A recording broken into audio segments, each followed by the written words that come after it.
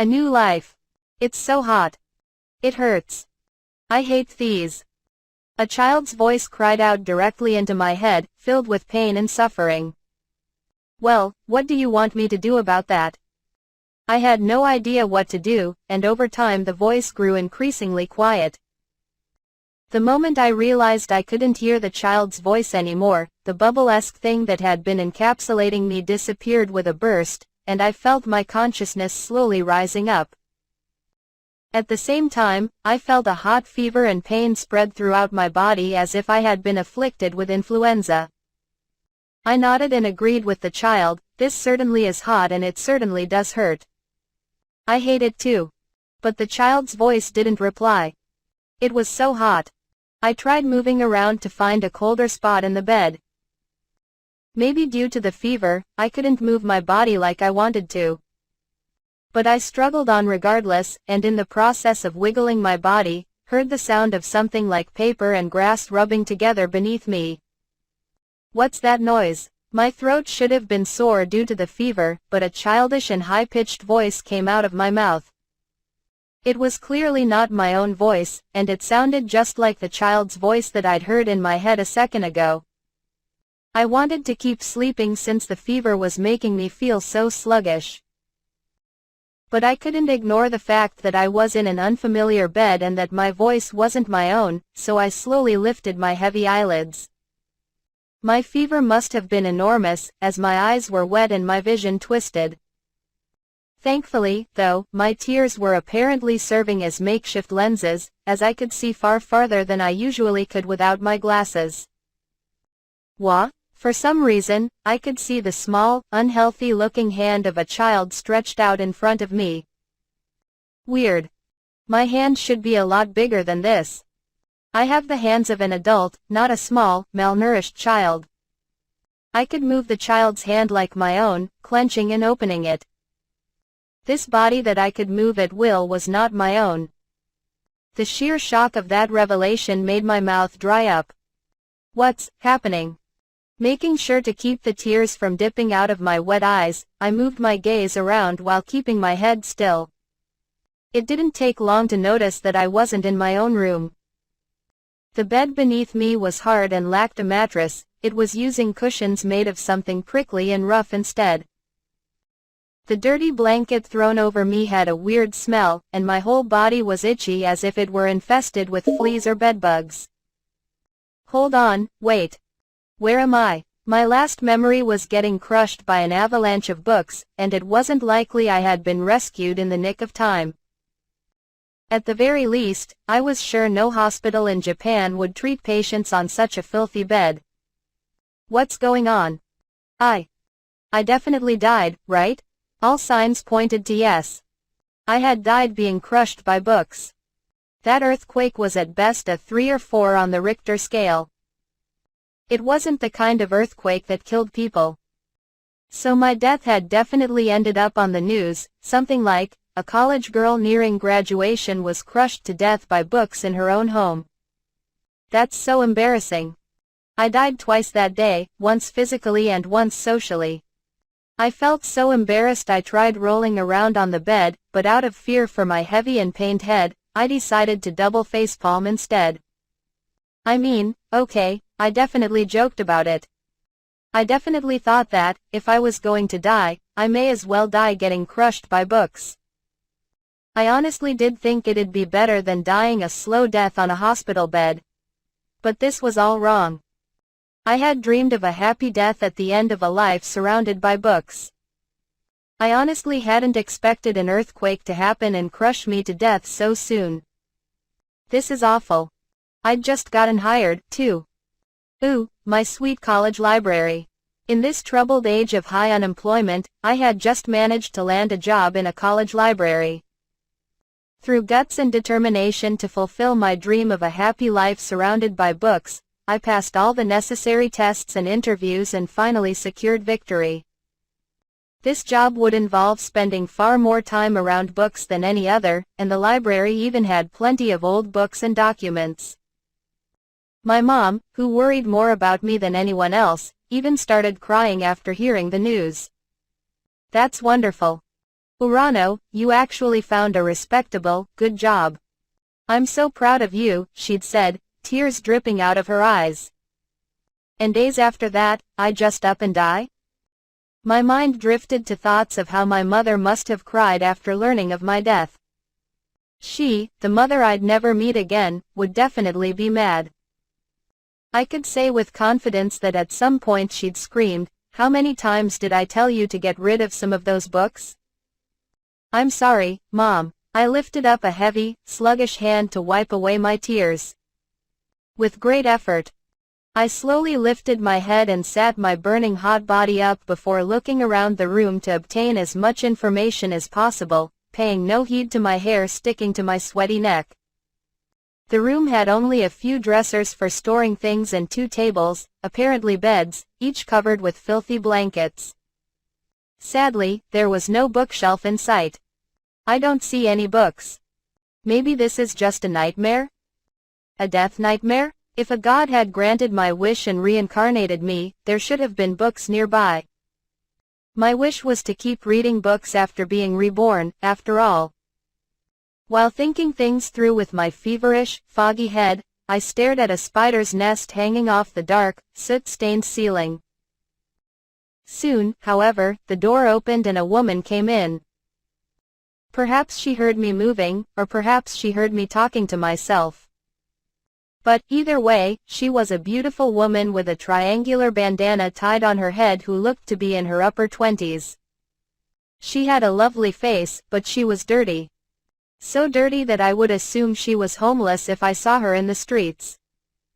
I don't know who this woman is, but she really should wash her face and keep herself clean. She's wasting her good looks. Mine, % and $# plus at asterisk plus. Mine, % and $# plus. Hiya. The moment I heard the woman's incomprehensible speech, a mental dam burst and memories that were familiar, yet not my own, came rushing through. In the span of a few blinks, the accumulated years of memories belonging to the girl named Mine had crashed through my mind like a flood and beat against my brain, causing me to reflexively clasp my head in horror. Mine, are you okay? No, I'm not Mine. I wanted to protest, but I couldn't. I was overwhelmed by the indescribable sensation of this strange, dirty room and these weak, small hands becoming familiar to me. I got goosebumps as the language I previously couldn't understand became fully comprehensible. The huge flood of information sent me into a panic, and everything I could see before me screamed one thing. You're not Urano anymore. You're mine. Mine? Mine? The woman called out to me, worried, but to me she was just a stranger. Or she should have been, but for some reason, it felt like I knew her. It even felt like I loved her. The love felt gross and alien. It wasn't my own.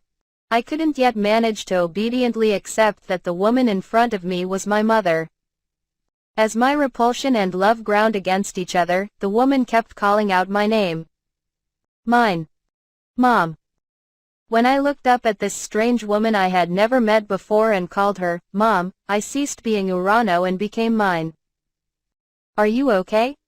You look like you have a headache. I instinctively didn't want to touch my mom. She who existed in my memories yet was someone I didn't know, and so I fell back onto the stinky bed to avoid her outstretched hand. I then shut my eyes to fully shut off all visual stimulation. My head still hurts. I want to sleep. Okay. Rest well, dear. I waited for Mom to leave the bedroom and got to work trying to grasp my situation. My head was messed up from the fever, but I wouldn't be able to sleep peacefully while panicked like I was. I had no idea how things had ended up this way. But it was more important to think of what to do next, rather than get stuck on the past. Knowing how this happened wouldn't change the fact that I had to do something. If I didn't use Mine's memories to fully understand my surroundings, my family would quickly get suspicious. I began to slowly digest Mine's many memories. I tried thinking as far back as I could, but her memories were those of a very young girl with a weak grasp on language. She didn't clearly understand everything Mom and Dad said, so there was a lot she didn't know. My vocabulary was so lacking that over half of these memories were meaningless. Oh gosh, what do I do? From the visuals of her memories, I determined a few things. 1. My family consisted of 4 people. My mom, Effa, my older sister, Tuli, and my dad, Gunther. It seemed like Dad was working as a soldier or something. The most shocking thing of all, however, was that this world was not my own. My memories of my bandana-wearing mom showed that she had light green hair, a color best described as jade. It wasn't an unnatural dyed green, either. She really had green hair. Green so realistic I wanted to pull her hair and make sure it wasn't a wig. By the way, Tuli had green hair and Dad had blue hair. My own hair was dark blue. I didn't know whether I should be happy my hair was close to black as I was used to, or sad that it wasn't actually black. There were apparently no mirrors in this residence, something like an apartment located on the upper floor of a tall building, so no matter how much I explored my memories, I couldn't find any details on my appearance beyond that. If I were to guess based on how good my parents and Tuli looked, I probably didn't look half bad myself. Though my appearance had no relevance to me as long as I could read books, so I wasn't that worried about it. I didn't look that amazing as Urano, after all. I could live without being cute. Huh. Really, I just want to read books. I feel like my fever would vanish if I had a book in hand. I can survive anywhere as long as I've got books. I'll endure anything. So please. Books. Let me have books. I placed a finger on my chin and began searching my memory for books. Let's see. I wonder where they're hiding all the books in this place. Mine, you're awake? As if to intentionally interrupt my thoughts, a young girl that looked about 7 years old stepped lightly into my room. It was Tuli, my older sister. Her green hair, tied into a slightly misshapen braid, was so dry I could immediately tell she wasn't washing it at all. Just like Mom, I wished she would wash her face. She was also wasting her good looks. The reason I thought that was probably due to my upbringing in Japan, a country so fixated on cleanliness that other countries considered us to be obsessive. But I didn't care about that. There were more important things in the world. And right now, there was one thing I needed to prioritize above everything else. Tuli, would you bring me a book? My older sister was old enough to know how to read, so surely there were at least a dozen picture books lying around. I could still read despite being sick and bedridden. It's a miracle I got reborn like this, since I care more about reading the books of this different world than anything else. Unfortunately, Tuli just looked at me in confusion despite my sweet smile. Huh? What's a book? You don't know. They're things with letters and stuff written on them. Some have illustrations, too. Mine, what are you even saying? Can't you talk properly? I'm telling you, a book. I want a picture book. What's that? I don't know what you're talking about. Apparently. Words that weren't in mine's memories ended up coming out as Japanese, so Tuli just shook her head in confusion no matter how hard I tried to explain what I wanted. Ah, geez. Do your job, auto-translator. Why are you mad, mine? I'm not mad. My head just hurts. Looks like my first job will be to pay attention to everything people say and try to learn as many new words as possible. With mine's youthful brain and my college graduate wits and knowledge, learning this language should be a piece of cake. I hope it'll be cake. Even when I was Urano, I worked hard with a dictionary in hand to understand foreign books. If I thought of learning this world's language as a means to read the books here, I wouldn't mind the effort at all. My love and passion for books was so great that it pushed people away from me. You're mad because you still have a fever?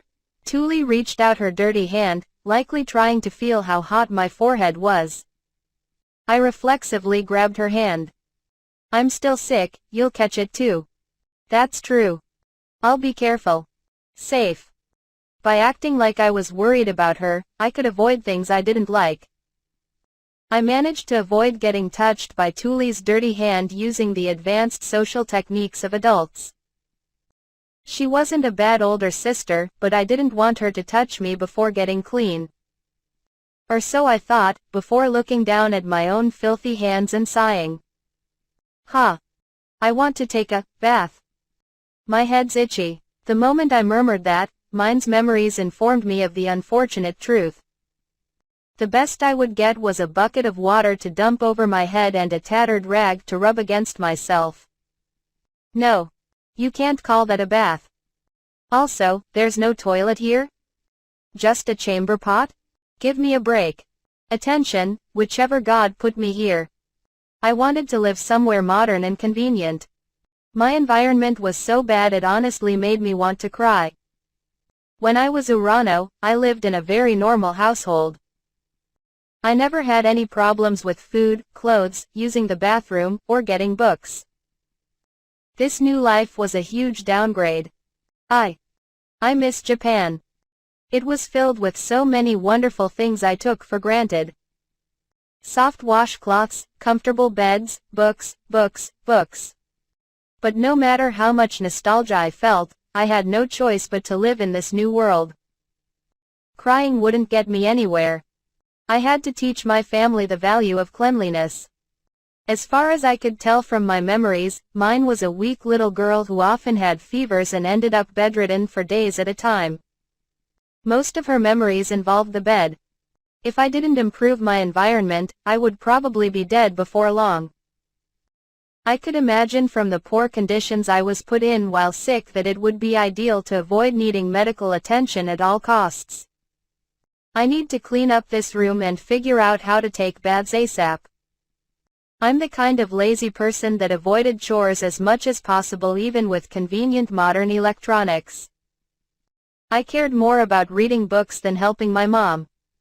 Am I gonna be able to live here? I shook my head to get those thoughts out of my mind. No. Like I said, it's a miracle I got reincarnated at all. I need to be more positive. How lucky. I get to read books that don't even exist on Earth. Okay. I'm getting enthusiastic again. First, in order to focus on reading books without worrying, I had to take care of my body. I slowly shut my eyes so I could rest. As my consciousness faded into darkness, one thought dominated my mind. I don't care what it is. I just want to read a book as soon as possible. Whichever God put me here, please pity me and grant me a book. Also, this might be asking for a bit much, but I want a library filled to the brim with books too.